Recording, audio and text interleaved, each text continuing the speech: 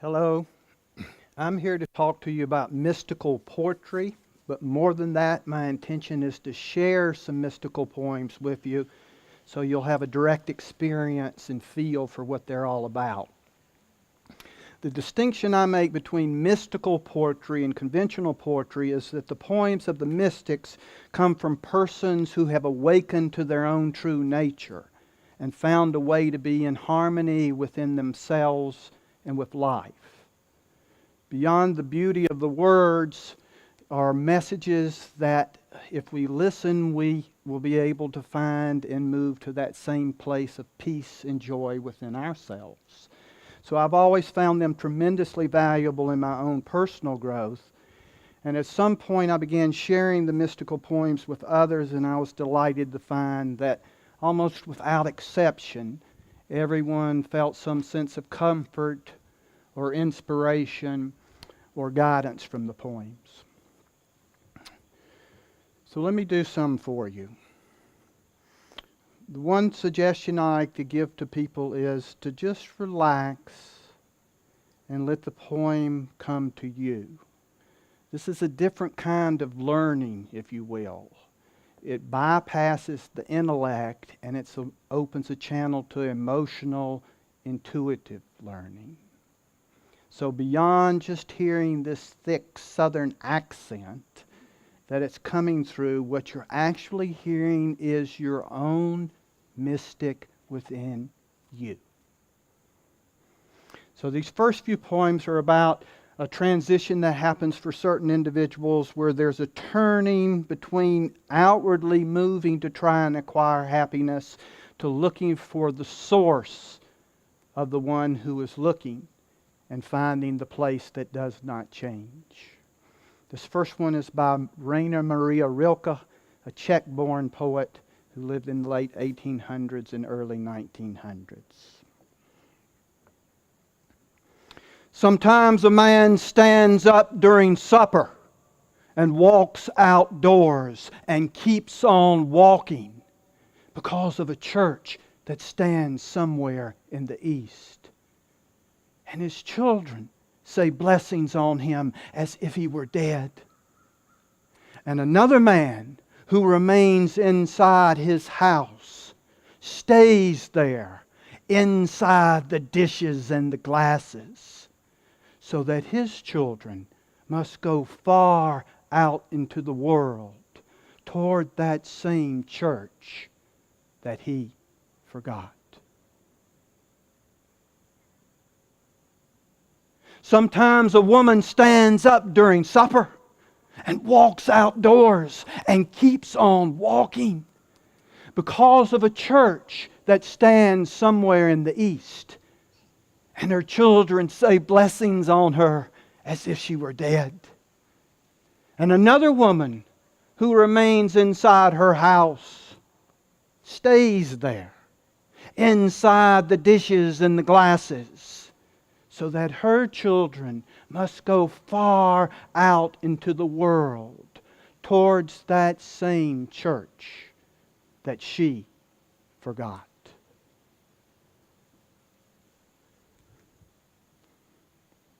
It's a poem by a Persian poet by the name of Hafiz who lived in the 1300s in what is now Iran.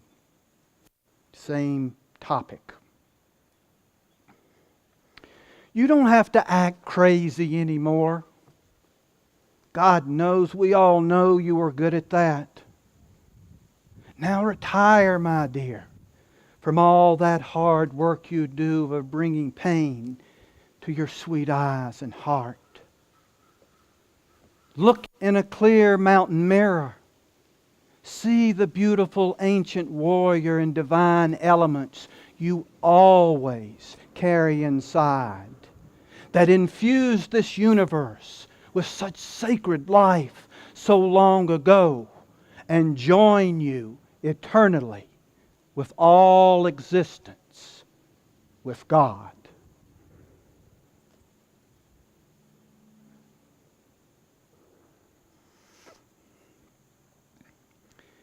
One by a poet by the name of Rumi, who's very popular, a mystical poet, lived in the 13th century.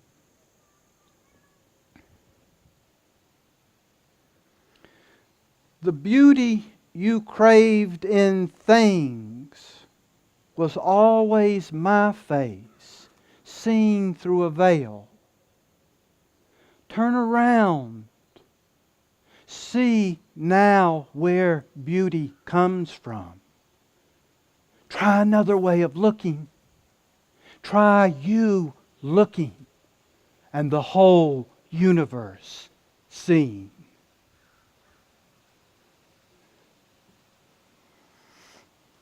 The mystics consensually agree that any sort of change you wish to enact, the best attitude is one of non-judgment, accepting yourself and the situation as it is.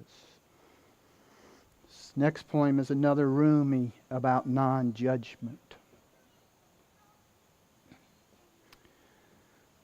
Come, come, whoever you are, wanderer, worshipper, lover of learning, it does not matter. Ours is not a caravan of despair. Come, come, even if you have broken your vow 1,000 times. Come, come, yet again, come.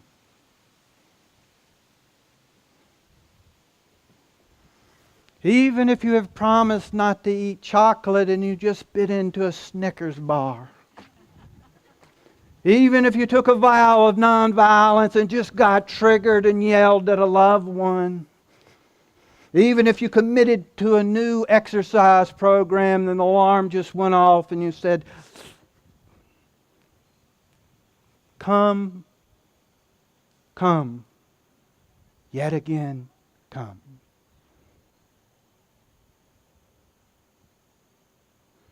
How did the rose ever open its heart and give to this world all its beauty?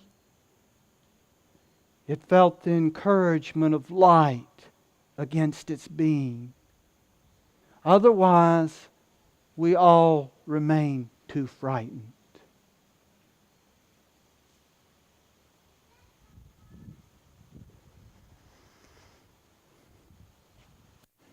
A couple more.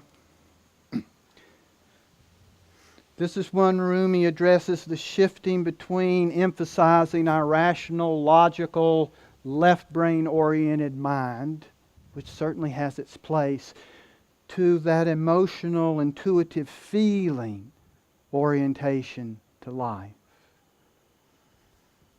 He'll reference two people in it. One is Shams, who was Rumi's personal teacher and a catalyst for his own awakening, and another person named Hilaj, who was a mystic that lived in the 900s. And when he awoke and his perception of life shifted and everything he saw was the face of godliness, much as the same as what happened to Jesus, it was threatening to some people and he was crucified. So he'll reference Hilaj also.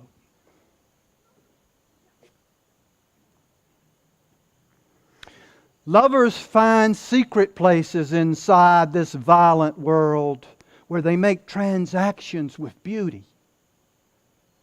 Reason says, nonsense. I've walked and measured the walls here. There are no such places. Love says, there are. Reason sets up a market and begins doing business. Love has more hidden work.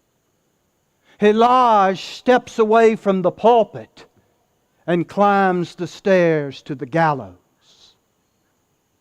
Lovers feel a truth inside themselves that rational people keep denying. It is reasonable to say, surrender is just an idea that keeps people from living their lives. Love responds, no, this thinking is what is dangerous. Language obscures what Shams came here to give. Every day, the sun rises out of low word clouds into the burning silence.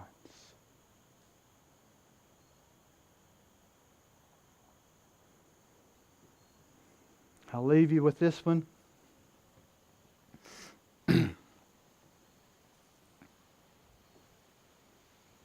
On the night you cross the street from your shop and your house to the cemetery, you will hear me hailing you from inside the open grave. And you will realize we have always been together. I am the clear consciousness core of your being, the same in ecstasy as in self-hating fatigue. That night, when you escape the fear of snake bite and all the irritation of ants, you will hear my familiar voice, see the candle lit, smell the incense, the surprise meal fixed by the lover inside all your other lovers. And you will realize we have always been together. This heart tumult is my signal to you igniting in the tomb. So don't fuss with the shroud and the graveyard road dust. Those get ripped open and washed away in the music of our finally meeting. And don't look for me in human form. I am inside your looking. No room for form with love this strong.